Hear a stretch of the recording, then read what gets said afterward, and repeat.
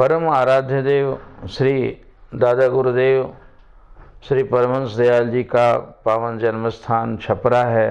जैसा कि ग्रंथों से बाद में पता चला, उनके शरीर के करीब 150 वर्ष बाद बहुत प्रयास से ग्रंथों से मालूम हुआ कि उनका शरीर बिहार प्रांत के छपरा नगर में पैदा हुआ था, जिसका उन्होंने कभी चर्चा नहीं की। पूछने पर भी वे उदासीन हो जाते थे।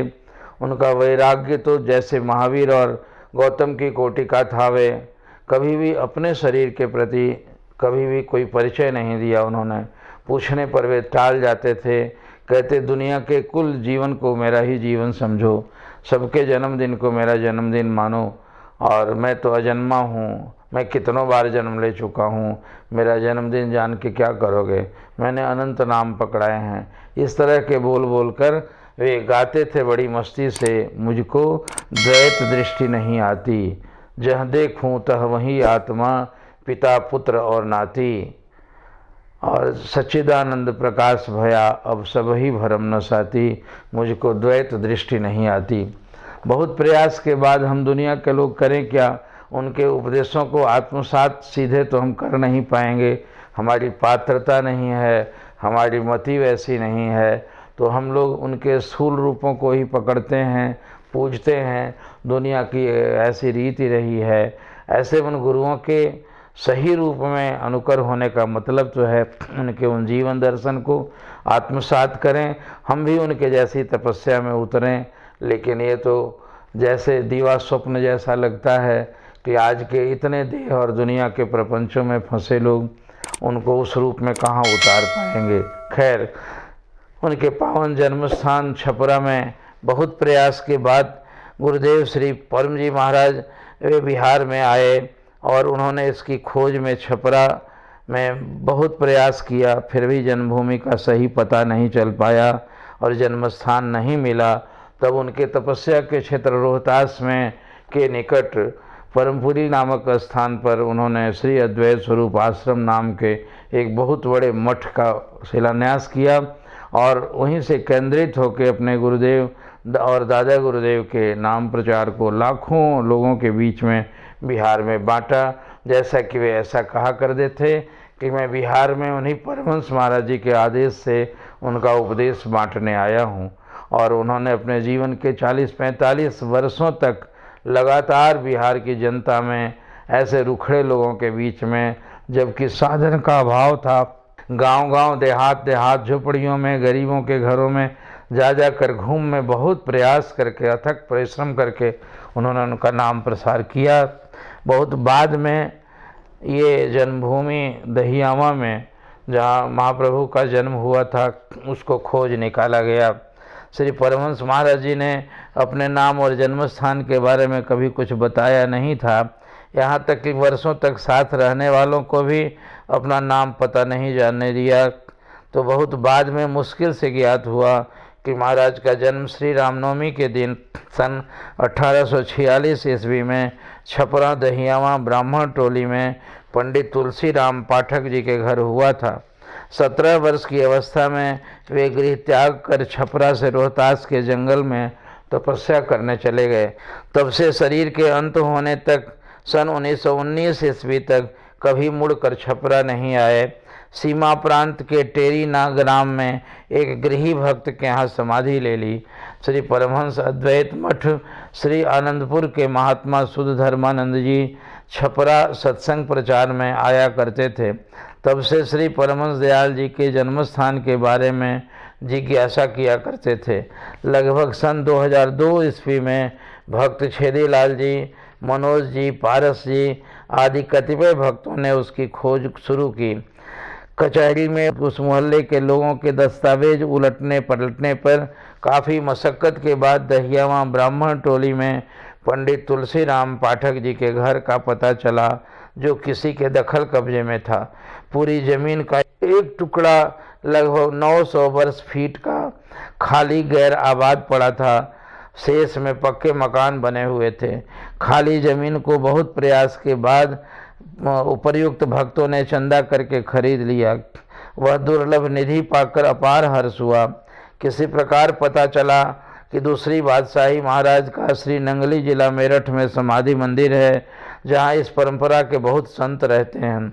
छपरा वालों ने जैसे तैसे वहाँ खबर पहुँचाई कि श्री परमहंस दयाल जी का जन्म स्थान हासिल हो गया है। सुनते ही नंगली के संतों में खुशी की लहर दौड़ गई। सर्वप्रथम अंजू भाई जी, बेबी भाई जी और अनेक संत महात्मा साध्वियाँ वहाँ उस पावन दर्शन को, पावन भूमि को प्रणाम करने के लिए पहुँचे।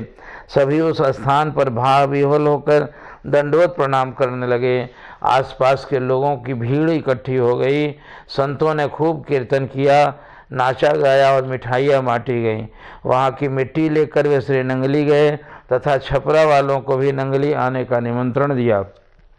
श्री मनोज जी, छेदीलाल जी और दूसरे कई भक्त नंगली गए। वहाँ के भक्तों ने इन्हें गले लगाकर प्रेम पूर्वक खूब सत्कार किया। अंत में नंगली से श्री स्वामी ब्रह्मानंद जी, स्वामी सार विवेकानंद जी और स्वामी अभेद सेवानंद जी छपरा पहुँचे। उन्होंने उस जमीन की विधिवत रजिस्ट्री सन 2003 ईस्वी में श्री नंगली साहिब ट्रस्ट के नाम से करवाई। मंदिर भवन का उद्घाटन 27 अक्टूबर सन 2006 को संपन्न हुआ, जो उसी भूमि पर मंदिर गुरुदेव के पूजा के लिए बनाया गया, जिसमें गुरु दरबार के सभी पूज्यमान संत महापुरुष हाजिर हुए। श्री परमहंस दयाल जी, श्री नंगली निवासी प्रभु एवं भगवान श्री राम की तस्वीरें सुंदर पालकी में पूजा के लिए वहां स्थापित की गईं। चूँकि वह स्थान अत्यंत छोटा है, इसलिए सत्संग, भंडारा एवं संत सम्मेलन प्रतिवर्ष रामनवमी के दिन शहर में भाड़े पर लिए गए दलदली बाजार स्थित नारायण पैलेस धर्मशाला में तब से अब तक होता आया है। परम आदरणीय श्री स्वामी सार विवेकानंद जी महाराज अन्य संतों के सहयोग से उक्त भूमि खंड पर मंदिर तथा सत्संग भवन बनाने में बड़े जी जान से लग गए। यह कहना जरूर होगा कि श्री स्वामी जी का जन्मभूमि छपरा से विशेष लगाव था। वे अपनी संगत से तथा दूर दूर से धन लाकर छपरा के लिए निर्माण में लग गए। उनका प्रेम ऐसा था, जब उन्होंने एक बार कहा कि छपरा के लिए पैसे की कमी पड़ेगी तो मैं अपना सारे आश्रम बेच दूंगा। वे हर माह 2 माह पर छपरा जरूर आते थे और सेवा सत्संग से सबको लगने की प्रेरणा दिया करते थे। उनके भविष्य के लिए बहुतेरे भाव अभी अधूरे रह गए, जब बीच ही में जनवरी के 2015 ईस्वी में बसंत पंचमी के तुरंत बाद वे दादा गुरुदेव के मंजूरे नज़र होकर देह त्याग कर उनके धाम चले गए। तब तक मोहल्ले के लोगों को यह ज्ञात हो चुका था कि वह भूमि सामान्य नहीं बल्कि एक महान पुरुष की जन्मस्थली के रूप में हजारों लाखों की श्रद्धा पूजा का परम पवित्र स्थल है। मौका देखकर उस मोहल्ले के लोगों ने उस जमीन की कई गुनी कीमत मांगनी शुरू कर दी। अंत में मंदिर के पीछे सटे भाग में एक मकान सन 2024 या 14 ईस्वी में खरीदा गया। उसमें 3-4 पक्के कमरे पहले से बने हुए थे। आवश्यकता के अनुसार उसके ऊपर 2 मंजिलों में भोजनालय एवं लंगर हाल का निर्माण कराया गया, जो आज संत निवास, आतिथेयम और गुरु के लंगर के नाम से जाना जाता है। मंदिर में शाम सुबह श्री दयाल प्रभु की आरती स्तुति होती है। रविवार तथा बसंत पंचमी, गुरु पूजा आदि विशेष अवसरों पर भंडारा सत्संग चलता है। विशेष बड़ा समारोह महाराज के प्रादुर्भाव दिवस श्री रामनवमी के दिन संत सम्मेलन, शोभा यात्रा तथा भंडारे के रूप में आयोजित होता है, जिसमें देश भर से हजारों श्रद्धालु संत और भक्त भाग लेते हैं। बीच बीच में आई कैंप, हैंडीकैप्ड लोगों का फ्री ऑपरेशन, पंचशाला आदि पारमार्थिक सेवा के काम भी मंदिर की ओर से किए जाते हैं। श्री परमहंस दयाल जन्मभूमि मंदिर दहियामा की व्यवस्था के लिए श्री गुरु मंदिर ट्रस्ट नंगली साहिब के निर्देशानुसार दरबार से संतों तथा स्थानीय भक्तों की मंडली आती रहती है। भक्त पुरुषोत्तम जी, अरुण जी मंदिर के पूजा पाठ का काम देखते हैं। मंदिर व्यवस्था में पटना के राजेश गुप्ता जी, स्थानीय श्री मनोज कुमार, श्री ओम प्रकाश जी, श्री नारायण जी, गोरख प्रसाद जी, छोटे लाल जी, विनोद शाही, मदन जी आदि की अहम भूमिका रहती है। दिनों दिन यह मंदिर, पवित्र मंदिर, इस परंपरा के संतों और भक्तों के लिए दर्शनीय तीर्थ की महत्ता को प्राप्त होता जा रहा है। देश और विदेश से लोग परमहंस दयाल के उस पावन भूमि जन्मभूमि मंदिर के प्रणाम करने, वहाँ के धूलि का तिलक लगाने के लिए वहाँ आया करते हैं। हर साल श्री रामनवमी को वहाँ 2 या 3 दिनों का कार्यक्रम होता है। इस वर्ष भी वह कार्यक्रम कोरोना से प्रभावित होने के चलते ही सही सूक्ष्म रूप में आयोजित होने जा रहा है, जिसमें हम सब प्रेम उत्साह पूर्वक भाग लेकर परमहंस दयाल जी का गुणगान करेंगे और उनका उपदेश सुनेंगे। हरि ओम तत्सत। बोले दयालु सद्गुरुदेव भगवान की जय।